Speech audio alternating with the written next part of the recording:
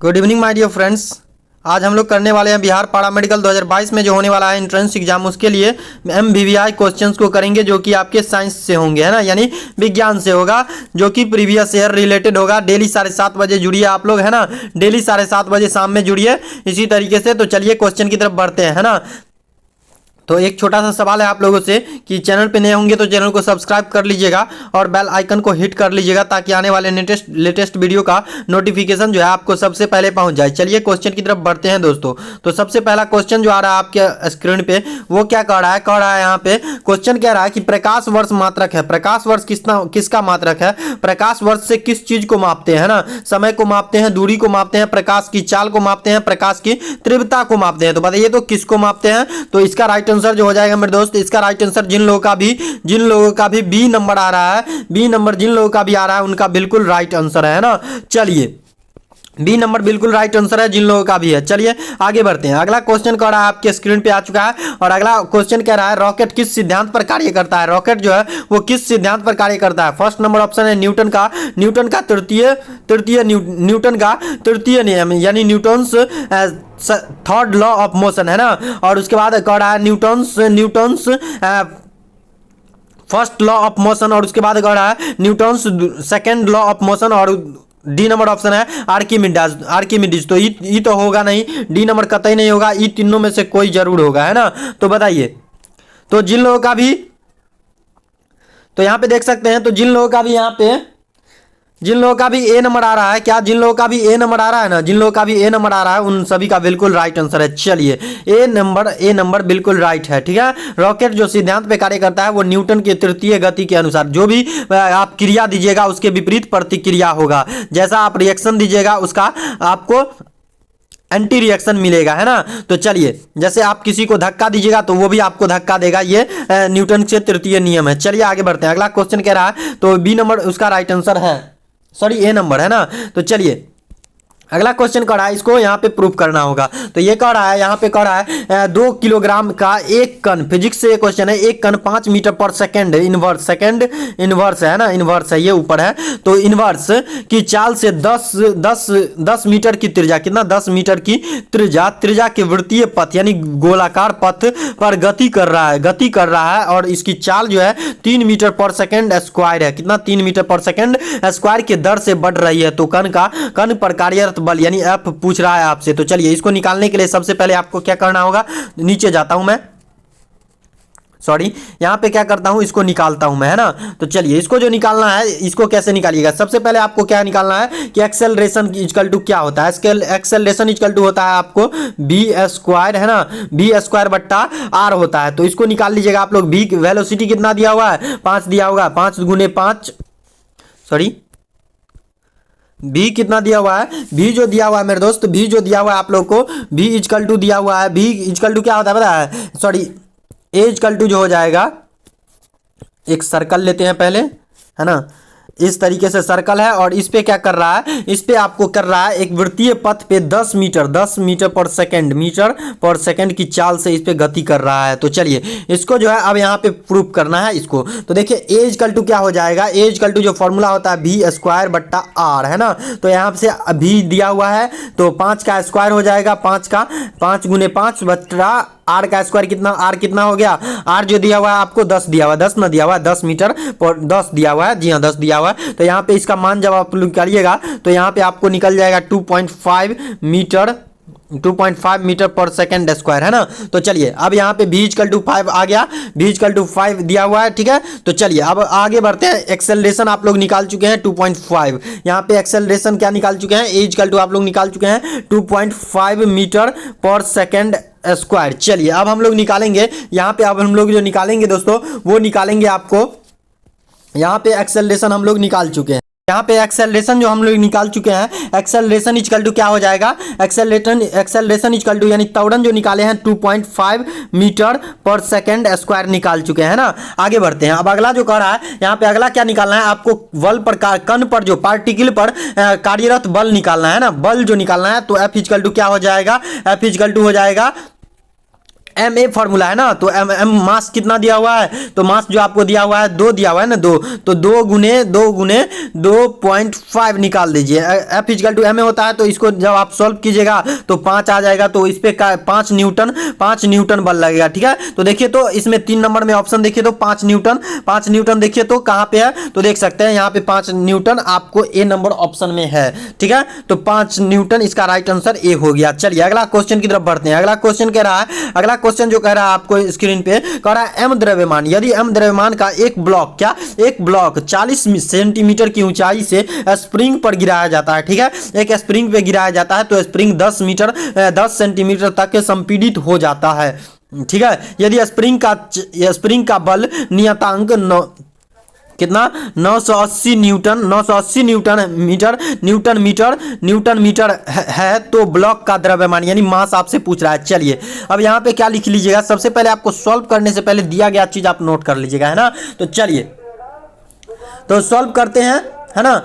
तो चलिए यहाँ पे आप लोग को क्या सॉल्व करना है, सबसे पहले आपको ऊर्जा निकालना है। ठीक है, तो यहाँ पे ऊर्जा इक्वल टू क्या हो जाएगा 1/2, क्या निकाल लेना है 1/2 के एक्स स्क्वायर निकालना है सबसे पहले। ये फॉर्मूला होता है ऊर्जा का। ठीक है, संग्रहित ऊर्जा का यानी संपीड़ित स्प्रिंग द्वारा संग्रहित ऊर्जा का फॉर्मूला ये है, तो आप लोग निकालिए 1/2 और के का मान कितना दिया हुआ 980 दिया हुआ है ना, 980 गुने हो जाएगा 10, एक्स का स्क्वायर दिया हुआ है, एक्स का कितना दिया हुआ है 10 गुने 10 है ना, 10 गुने 10 बट्टा आपको यहाँ पे कितना हो जाएगा ए एक्स स्क्वायर, तो x का मान 100। ठीक है, 100 गुने 100, तो चलिए इसको आप सॉल्व कीजिएगा तो आपको आ जाएगा यहाँ पे 4 पॉइंट कितना आ जाएगा 4.9। ठीक है, 4.9 जूल आ जाएगा। ठीक है, जूल आ जाएगा। अब इसको क्या करना है, के इक्वल टू तो दिया हुआ है, एक्स इक्वल टू आ गया आपको 10 और यहाँ पे एक्स इक्वल टू 10 है और हाइट जो है 40 सेंटीमीटर है, तो यहाँ पे दिया हुआ है ये सब चीज। ठीक है, द्रव्यमान की स्थितिज ऊर्जा भी आप लोग निकाल लीजिए। ठीक है,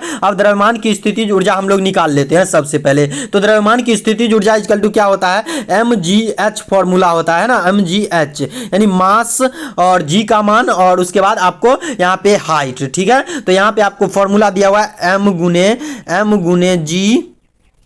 ठीक है, तो यहाँ पे आप h का मान दिया हुआ है 40। ठीक है, 40 प्लस 10 बट्टा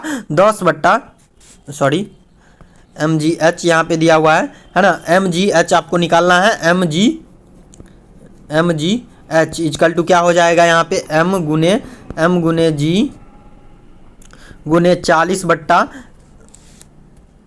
यहाँ पे जो हो जाएगा आपको हो जाएगा यहाँ पे mgh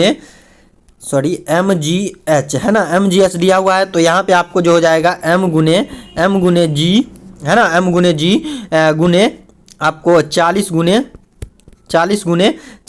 10 बट्टा कितना हो जाएगा बट्टा यहाँ पे 100 है ना। जब आप इसको सॉल्व कीजिएगा तो यहाँ पे आ जाएगा आपको m गुने कितना आ जाएगा m गुने 9.8 गुने 1/2 है ना, 1/2। तो यहाँ पे आपको लोग इसका मान निकालिएगा, इसको सॉल्व कीजिएगा तो 4.9 मीटर आ जाएगा। चलिए 9 मीटर निकल चुका है। अब हम लोग क्या करेंगे कि 4.9 मीटर कितना 4.9 मीटर आया ना, 4.9 मीटर इक्वल टू कितना हो जाएगा आपको 4.9 मीटर, सॉरी यहाँ पे 4.9 मीटर उसका भी निकाले है ना, 4.9 मीटर संपीड़ित ऊर्जा यानी 1/2 के एक्स स्क्वायर निकाले थे ना आप लोग, 4.9 जूल निकाले थे ना। तो यहाँ पे अब क्या करना है आपको 4.9 जूल 9 इक्वल टू कितना हो जाएगा आपको यहाँ पे 49 यानी कि 4.9 बट्टा 4.9 है ना, 9 इक्वल टू कट के कितना हो जाएगा, कट खोट करके आपको 1 जूल आ जाएगा। ठीक है, तो 1 जूल देखिए तो 1 जूल इसमें कौन सा ऑप्शन है,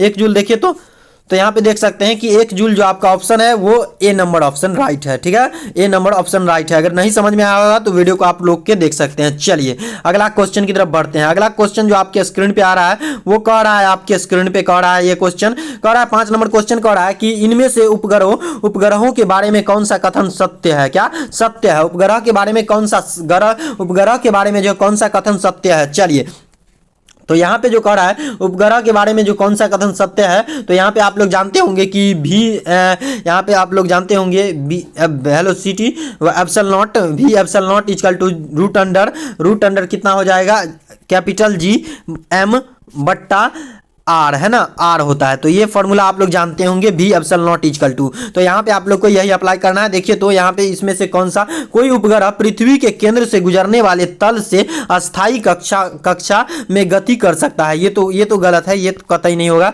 बी नंबर कह रहा है भू अस्थायी उपग्रह भू मध्यवर्ती तल से आरंभ किए जा सकते हैं। तो ये देखिएगा यहाँ पे इसको भी देख लीजिएगा। और उसके बाद सी नंबर कह रहा है हम केवल एक भू अस्थायी उपग्रह ग्लोबल वैश्विक संसार के लिए ग्लोब के चारों ओर का ही प्रयोग करते हैं। तो डी नंबर ऑप्शन कह रहा है यहाँ पे उपग्रह की गति इसके कक्षीय त्रिज्या में वृद्धि के साथ साथ बढ़ती है। तो इसका राइट आंसर जो हो जाएगा मेरे दोस्त आपको बी हो जाएगा, बी नंबर, ठीक है। भू अस्थायी उपग्रह ये सब होगा नहीं, कतई नहीं होगा ये सब। भू अस्थायी उपग्रह भू मध्यवर्ती तल से आरंभ किए जाते हैं, है ना, इस चीज को याद रखिएगा। चलिए अगला क्वेश्चन की तरफ बढ़ते हैं। और अगला क्वेश्चन आ चुका है आपके स्क्रीन पे, थोड़ा मैं छोटा करता हूं। चलिए अगला क्वेश्चन कर रहा है कोयले से वाणिज्यिक रूप से पैदा होने वाली ऊर्जा कौन सा है। वाणिज्यिक यानी व्यापार के रूप में, प्रकाश ऊर्जा, ताप ऊर्जा, स्थितिज ऊर्जा, गतिज ऊर्जा। बताइए तो कौन सा ऊर्जा हो जाएगा। इसका राइट आंसर आप लोग दीजिए। तो इसका राइट आंसर जो हो जाएगा मेरे दोस्त, इसका राइट आंसर जो हो जाएगा आपको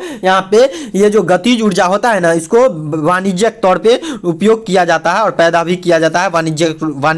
वाणिज्य को ध्यान में रखते हुए गतिज ऊर्जा को पैदा किया जाता है। चलिए अगला क्वेश्चन की तरफ बढ़ते हैं। अगला क्वेश्चन कह रहा है, एक और न्यूमेरिकल आ चुका है आपके स्क्रीन पे। न्यूमेरिकल कह रहा है कि 100 ग्राम तांबे का ताप 21 डिग्री सेल्सियस बढ़ाने के लिए एक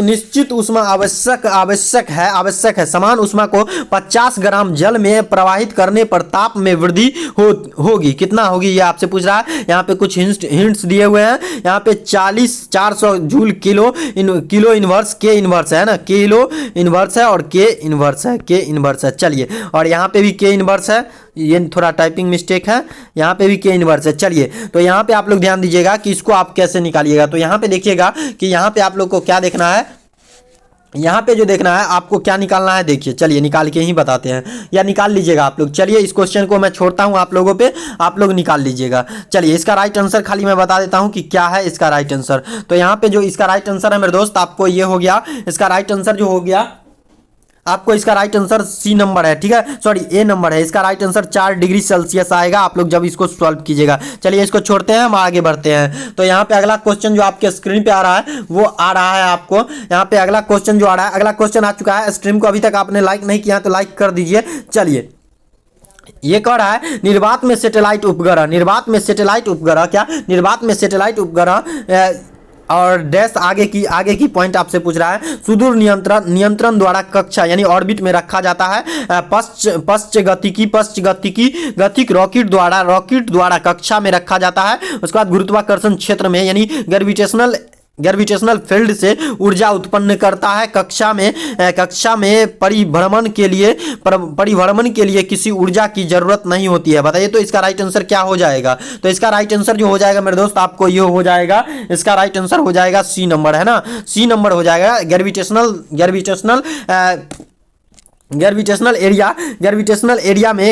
एरिया से ऊर्जा उत्पन्न होता है, ठीक है, ये याद रखिएगा आप इस चीज को कि ग्रेविटेशनल है ना, ग्रेविटेशनल क्षेत्र में यानी एरिया से ऊर्जा उत्पन्न होता है सैटेलाइट में, निर्वात में, ठीक है। चलिए अगला क्वेश्चन की तरफ बढ़ते हैं। और अगला क्वेश्चन आ चुका है आपके स्क्रीन पे और ये क्वेश्चन जो है आपके केमिस्ट्री से है। ये क्वेश्चन कह रहा है एक सुई या पिन जल के पृष्ठ पर इसके कारण पल्लवन करती है यानी तैरती है। क्या पल्लवन यानी तैरती है। तो चलिए सयानता के कारण, आसंजी बल के द्वारा, पृष्ठ तनाव के द्वारा, पृष्ठ टेंशन जो होता है, पृष्ठ ऊर्जा के कारण। बताइए तो किसके कारण ये तैरता रहता है, ठीक है। जल में जो आप सुई या फिर पिन डाल देते हैं तो किसके कारण आपको तैरता रहता है। तो ये किसके कारण तैरता है आपको पता है। यहाँ पे जो तैरता है वो आपको तैरता है पृष्ठ तनाव के कारण, है ना, पृष्ठ तनाव यानी पृष्ठ टेंशन के कारण तैरता रहता है, ठीक है। चलिए अगला क्वेश्चन, ये इसका राइट आंसर हो गया। आप लोग याद रखिएगा पृष्ठ तनाव के कारण ये जल में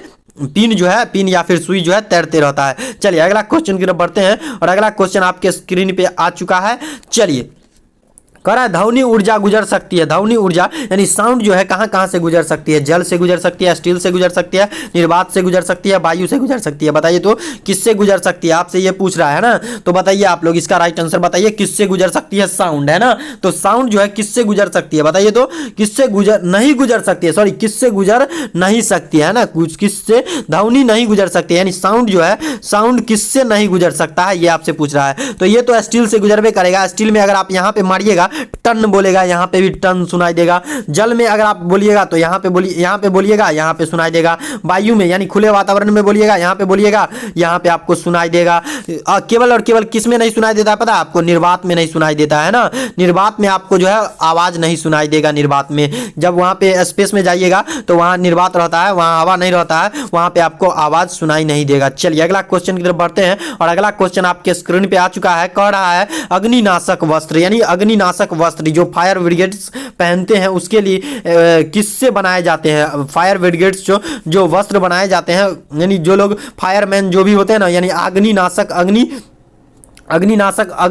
अग्निशमन वस्त्र यानी अग्नि में भी नहीं जलने वाला वस्त्र जो बनाया जाता है, जो कि आपको फायर ब्रिगेड्स पहने हुए रहते हैं, वो किससे बनाया जाता है वो आपसे पूछ रहा है। अब्रक से, एस्बेस्टॉस से, उसके बाद टेल्स से, एस्टीटाइट से। बताइए तो किससे, तो बताइए आप लोग किससे, बताइए आप लोग राइट आंसर बताइए इसका। तो इसका राइट आंसर हो जाएगा मेरे दोस्त, आपको यहाँ पे राइट आंसर जो हो जाएगा, इसका राइट आंसर हो जाएगा एस्बेस्टॉस से बनाया जाता है ना। एस्बेस्टॉस नामक एक रासायनिक पदार्थ है जिससे आपको फायर ब्रिगेड्स के लिए कपड़ा बनाया जाता है, याद रखिएगा एस्बेस्टॉस से। चलिए अगला क्वेश्चन की तरफ बढ़ते हैं और अगला क्वेश्चन आपके स्क्रीन पे आ चुका है। अगला क्वेश्चन कह रहा है निम्नलिखित में से किस धातु का गलनांक सबसे कम होता है। स्वर्ण का, पारद का, चांदी का, तांबा का। बताइए तो किसका सबसे कम होता है गलनांक, सबसे कम कौन गलता है, बताइए तो इसका राइट आंसर। तो इसका राइट आंसर क्या हो जाएगा कि सबसे कम कौन गलता है, चांदी तो गलबे करता है। चांदी को गला के आप लोग वो कान वाला नाक वाला क्या बोलते हैं, लेडीज लोग जो पहनती है। स्वर्ण ये भी गलता है, तांबा भी गलता है, लेकिन पारद एक ऐसा पदार्थ है जो नहीं गलता है ना,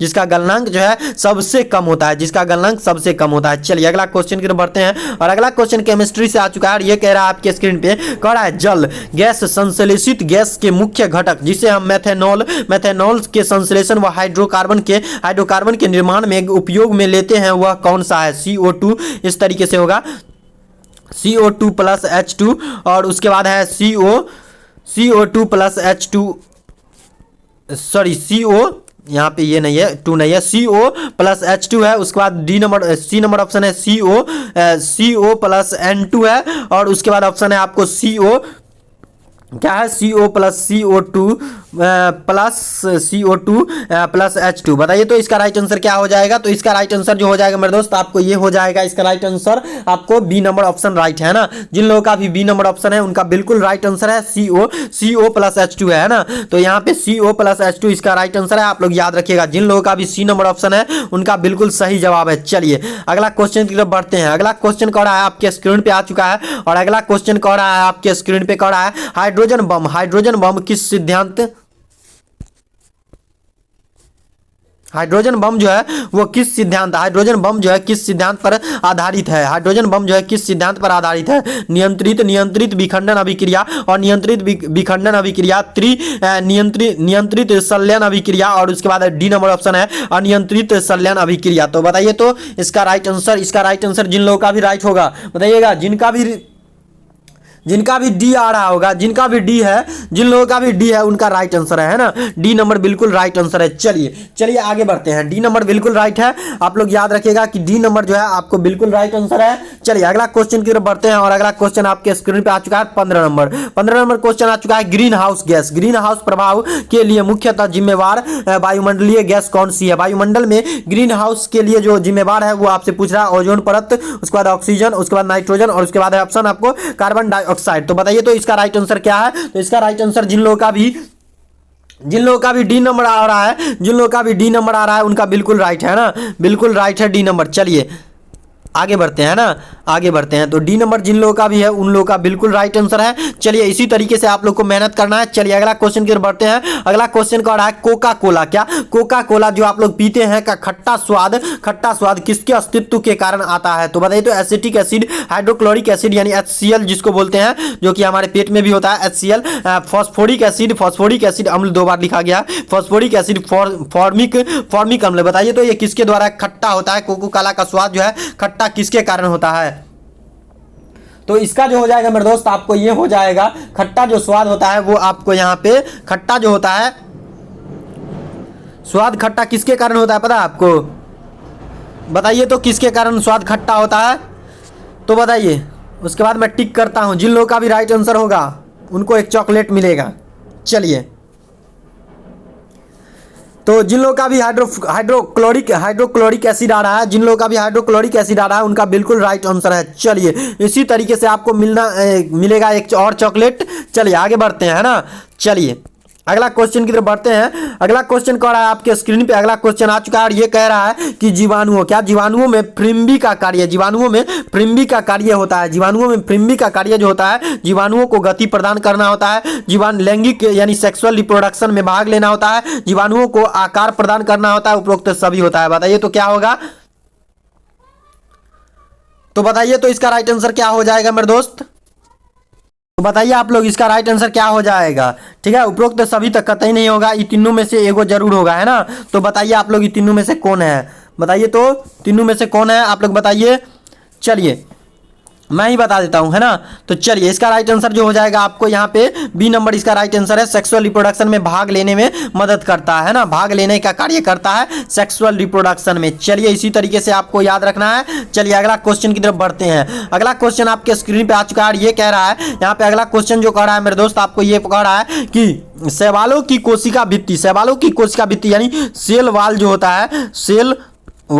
है, सेल वाल निर्मित होती है, किससे निर्मित होती है? सेल्यूलोज से। किससे?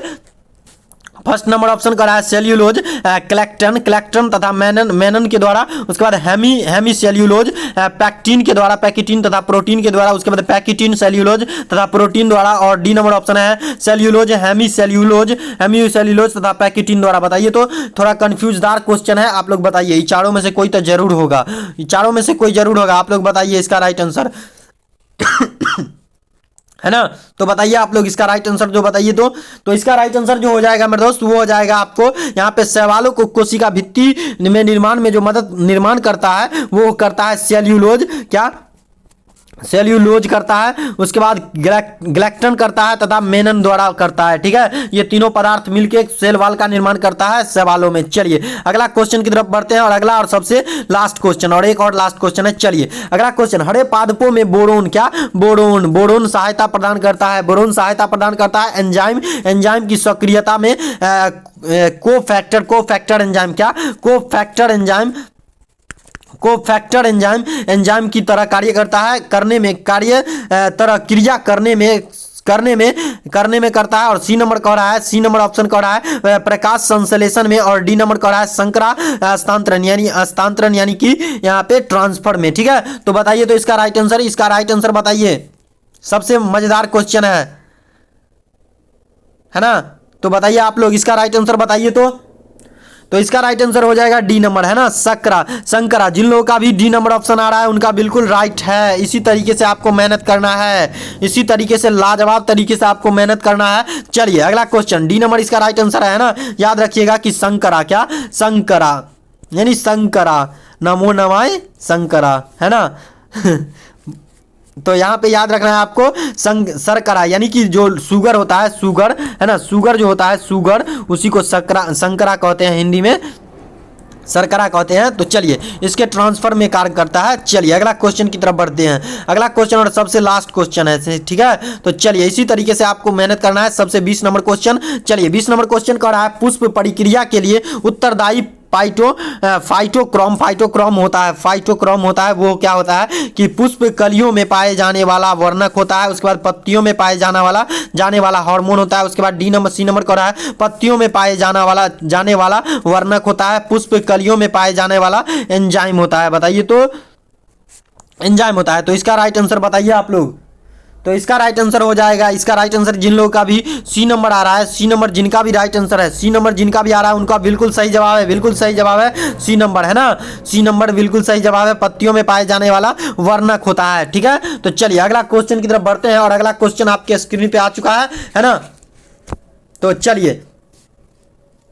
चलिए अगला क्वेश्चन आपके स्क्रीन पे आ चुका है। कह रहा है शकरकंद किससे किससे समजात होता है। शकरकंद जो होता है किससे समजात होता है। अदरक से, शलजम से, उसके बाद आलू से और अरबी से। 100 से शकरकंद, क्या 100 से शकरकंद और 100 से शलजम, है ना। तो याद रखिएगा यहाँ पे रिलेटेड करके, है ना। तो बी नंबर इसका राइट आंसर है। जिनका भी बी नंबर आ रहा है, बी नंबर जिनका भी आ रहा है उनका बिल्कुल सही जवाब है, बिल्कुल सही जवाब जिनका डी नंबर है। चलिए सॉरी बी नंबर है ना, बी नंबर जिनका भी आ रहा है उनका बिल्कुल राइट आंसर है। चलिए आगे बढ़ते हैं। अगला क्वेश्चन आपके स्क्रीन पे आ चुका है। ये कह रहा है कॉर्क एधा, कॉर्क एंधा, क्या कॉर्क एंधा, यहाँ पे एंधा होगा, एंधा का उद्गम होता है वलकुंठ की भीतर की कोशिका से। उसके बाद वलकुंठ की किसी भी कोशिका से, उसके बाद वलकुंठ की बाहर की कोशिका से, और उसके बाद कह रहा है अंत तथा अंतरफूलीय अंधा से। बताइए तो किससे होता है। तो इसका राइट आंसर दीजिए आप लोग। जिन लोगों का भी सी नंबर आ रहा है, ना, उनका बिल्कुल राइट है। सी नंबर इसका बिल्कुल राइट आंसर है। चलिए आगे बढ़ते हैं। सी नंबर जिनका भी है बिल्कुल राइट है। आप लोगों को कल के दिन में एक चॉकलेट हम भेज रहे हैं। चलिए अगला क्वेश्चन की तरफ बढ़ते हैं और अगला क्वेश्चन कह रहा है 23 नंबर क्वेश्चन कह रहा है, क्या कह रहा है 23 नंबर क्वेश्चन, भारत में अधिकतम जैव विविधता यानी बायोडायवर्सिटी कहाँ देखी जाती है। बताइए तो। पूर्वी हिमालय और अंडमान निकोबार द्वीप समूह में, पूर्वी एवं पश्चिमी घाटों में, उसके बाद मध्य एवं पश्चिमी हिमालय में, उसके बाद कह रहा है पूर्वी हिमालय एवं पश्चिमी घाटों में। बताइए तो इसका राइट आंसर दीजिए आप लोग। इसका राइट आंसर दीजिए। इसका राइट आंसर क्या हो जाएगा पता है। भारत में अधिकतम बायोडायवर्सिटी कहाँ पाया जाता है, तो ये पाया जाता है आपको यहाँ पे, कहाँ पे पाया जाता है, पूर्वी हिमालय एवं पश्चिमी घाटों में। जिन लोगों का भी डी नंबर ऑप्शन है उनका बिल्कुल राइट आंसर है। चलिए इसी तरीके से आपको लाजवाब तरीके से मेहनत करते रहना है, छोड़ना नहीं है, क्योंकि यहाँ पे मेहनत के लिए आप लोग आते हैं। चलिए पीरकनाशियों से प्रदूषित झील में पीरकनाशी का स्तर सबसे अधिक किसमें होता है। बताइए तो। मछलियों में होता है, जल पक्षियों में होता है, जल पादपों में होता है, पल्लवकों में होता है। बताइए तो किसमें होता है। सबसे मस्त क्वेश्चन है। एक और क्वेश्चन बच गया है, तो इसका राइट आंसर दीजिए। इसका राइट आंसर जो हो जाएगा, इसका राइट आंसर जिन लोगों का भी सी नंबर आ रहा है, क्या जिनका भी सी नंबर आ रहा है ना, उनका बिल्कुल राइट है। चलिए जल पक्षियों में, क्या जल पक्षियों में जिनका भी सी नंबर ऑप्शन है उनका राइट आंसर है। चलिए इसी तरीके से आपको लाजवाब तरीके से मेहनत करते रहना है और 2022 की प्रिपरेशन करते रहना है, थ्योरी को देखते रहना है और यहाँ पे एमसीक्यूज करते रहना है। क्या एमसीक्यूज आप लोग जितना कीजिएगा उतना आपको फायदा होगा, है ना। एमसीक्यूज करते रहना है। चलिए अगला क्वेश्चन की तरफ बढ़ते हैं और अगला क्वेश्चन कह रहा है आपके स्क्रीन पे, कह रहा है निम्नलिखित में से कौन सा वृक्को यानी किडनी, क्या किडनी में जो है किडनी में ब्लड से निकाला, किडनी में से ब्लड निकाले जाने वाला अपशिष्ट पदार्थ नहीं है। किडनी से कह रहा है निम्नलिखित में से कौन सा किडनी में से रुधिर यानी ब्लड से निकाले जाने वाला अपशिष्ट पदार्थ नहीं है। अपशिष्ट पदार्थ आपको ढूंढना है। अमोनिया है, यूरिया है, कार्बन डाइऑक्साइड है, यूरिक अम्ल है। बताइए तो अपशिष्ट पदार्थ कौन है। ब्लड से जो किडनी के द्वारा जो ब्लड में से निकाला जाता है वो अपशिष्ट पदार्थ कौन सा है। बताइए तो किडनी का काम क्या होता है, ब्लड को शुद्ध करना होता है ना। तो यहाँ पे देखिएगा इसका अपशिष्ट पदार्थ क्या होता है। अपशिष्ट पदार्थ के रूप में इसमें से क्या निकाले जाते हैं। बताइए तो यहाँ पे अपशिष्ट पदार्थ के रूप में जो निकाला जाता है, बी नंबर जिन लोगों का भी है उनका सही जवाब है। बी नंबर जिन लोगों का भी है उनका सही जवाब है ना। कार्बन डाइऑक्साइड अपशिष्ट पदार्थ के रूप में बाहर निकलता है। चलिए आज तक का सबसे लास्ट क्वेश्चन और सबसे मजेदार क्वेश्चन था जिसको आप लोगों ने कर लिया। चलिए इसी तरीके से आपको मेहनत करते रहना है और हमारे इस चैनल पर अगर नए होंगे तो चैनल को सब्सक्राइब, यानी आपके अपने चैनल पर अगर आप नए होंगे तो आप सब्सक्राइब जरूर कीजिएगा और चैनल को सब्सक्राइब करने के बाद इस वीडियो को लाइक कीजिएगा और अपने दोस्तों के साथ शेयर जरूर कीजिएगा। चलिए दोस्तों मिलते हैं एक नेक्स्ट वीडियो में और नेक्स्ट क्लास में। चलिए thanks for watching my dear friend.